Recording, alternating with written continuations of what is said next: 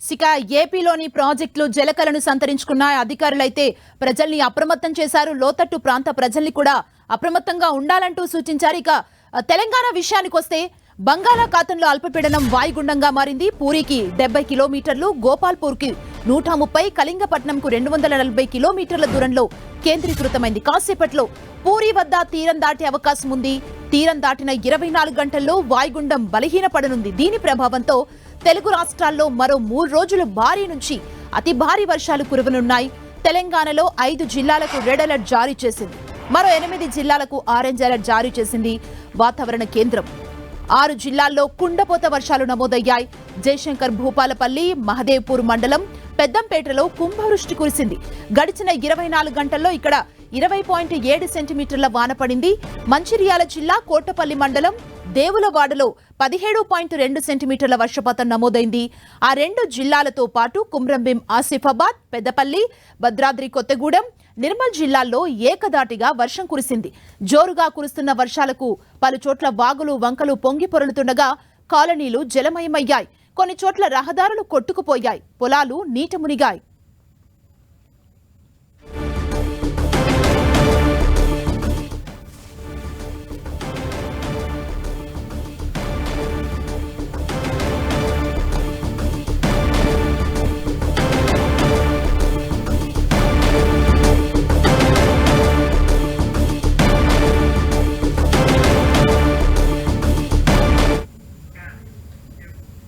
ఇక తెలంగాణలోని పలు జిల్లాలకు రెడ్ అలర్ట్ ని వాతావరణ శాఖ జారీ చేసింది. ఇదే అంశానికి సంబంధించి మరింత సమాచారాన్ని తెలుసుకుందాం. మా ప్రతినిధి రాముడు అందిస్తారు. రాముడు, తెలంగాణ వ్యాప్తంగా వర్షాలకు సంబంధించి వాతావరణ శాఖ అధికారులు ఏం చెబుతున్నారు? ప్రధానంగా లోతట్టు ప్రాంత ప్రజలకు ఎలాంటి అలర్ట్ ని జారీ చేశారు? అధికారులు ఎలాంటి చర్యలు తీసుకున్నారు? రాముడు.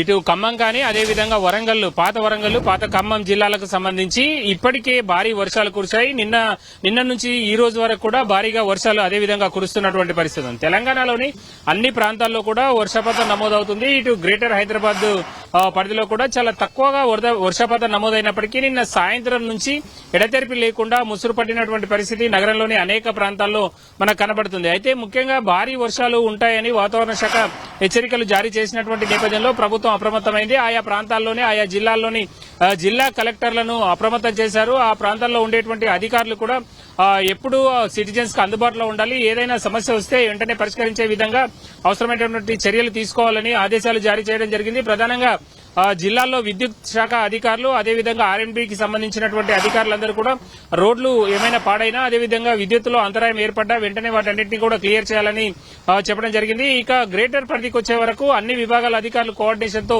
ముందుకెళ్తున్నారు. జీహెచ్ఎంసీ ప్రధాన కార్యాలయంలో కంట్రోల్ రూమ్ ఏర్పాటు చేశారు. కంట్రోల్ రూమ్ నుండి ఎప్పటికప్పుడు సమీక్షిస్తూ అవసరమైనటువంటి ఆయా విభాగాలు తీసుకోవాల్సినటువంటి జాగ్రత్తలు, లేదంటే క్షేత్రస్థాయిలో ఏదైనా ఒక డిపార్ట్మెంట్, ఎలక్ట్రికల్ డిపార్ట్మెంట్ కి ఏదైనా ప్రాబ్లం వస్తే ఆ అధికారులను అప్రమత్తం చేస్తున్నటువంటి పరిస్థితి ఉంది. ముఖ్యంగా నాలాలలో నీరు నిలిచిపోకుండా, చెత్త నిలిచిపోయి నీరు పొంగి పొర్లి బయటికి రాకుండా అవసరమైనటువంటి చర్యలను జీహెచ్ఎంసీ శానిటేషన్ విభాగం, అదేవిధంగా ఇంజనీరింగ్ విభాగాలు చేపడుతున్నాయి. జీహెచ్ఎంసీకి సంబంధించినటువంటి మాన్సూన్ ఎమర్జెన్సీ టీంలన్నీ కూడా వర్షం స్టార్ట్ అయిందంటే చాలు ఫీల్డ్ లో ఉండాలి. తమకు కేటాయించినటువంటి స్థానాల్లో కొన్ని ప్రాంతాల్లో ఎక్కడైతే లోతట్టు ప్రాంతాలు ఉన్నాయో, లేదంటే ఎక్కడైతే క్యాచ్ పిట్స్ ఎక్కువగా ఉండి వరద నీరు ఎక్కువగా వచ్చినప్పుడు క్యాచ్ పిట్స్ ని ఓపెన్ చేయాల్సి ఉంటుందో ఆ ప్రాంతాల్లో సిబ్బంది 24 గంటల పాటు అందుబాటులో ఉండే విధంగా ఏర్పాట్లు చేశారు. 3 షిఫ్టుల్లో 24 గంటల పాటు వాళ్ళందరూ కూడా అందుబాటులో ఉన్నారు. నిన్న సాయంత్రం మొదలైనటువంటి వర్షం ఇప్పటికీ ఇదే విధంగా కురుస్తూనే ఉంది. నగరంలోని అనేక ప్రాంతాల్లో చిరుజల్లుల నుంచి ఓ మోస్తారుగా వర్షం పడుతున్నటువంటి పరిస్థితి ఉంది. ముఖ్యంగా సిటీ అంతా కూడా మేఘావృతమై ఉంది. దాంతోపాటు మరో రోజు కూడా ఈ వర్షాలు ఇదే విధంగా ఉంటాయని వాతావరణ శాఖ హెచ్చరికలు జారీ చేసినటువంటి నేపథ్యంలో ఉన్నత స్థాయి అధికారులు, కమిషనర్ కానీ, అదేవిధంగా జోనల్ కమిషనర్లు కానీ క్షేత్రస్థాయి అధికారులను 24 అవర్స్ మానిటర్ చేస్తున్నారు. వాళ్ళు ఏదైనా ఇబ్బందులు వస్తే ఇమ్మీడియట్లీగా అక్కడికి అవసరమైనటువంటి సిబ్బందిని పంపించేందుకు కూడా అవసరమైనటువంటి చర్యలు తీసుకుంటున్నటువంటి పరిస్థితి ఉంది. ముఖ్యంగా కొన్ని ప్రాంతాల్లో వాగులు, వంకలు పొంగి పొర్లుతుండడం జిల్లాలకు సంబంధించి, అక్కడైతే మాత్రం కొంత రెవెన్యూ సిబ్బంది, అదేవిధంగా పరిసర ప్రాంతాల్లో ఉండేటువంటి మున్సిపాలిటీలు కానీ, కార్పొరేషన్లకు సంబంధించినటువంటి సిబ్బంది కానీ అవసరమైనటువంటి చర్యలు అయితే తీసుకుంటున్నటువంటి పరిస్థితి తెలంగాణలోని అనేక జిల్లాలతో పాటు హైదరాబాద్ నగరంలో కూడా మనం చూడొచ్చు. సుమా, థ్యాంక్ యూ రాముడు.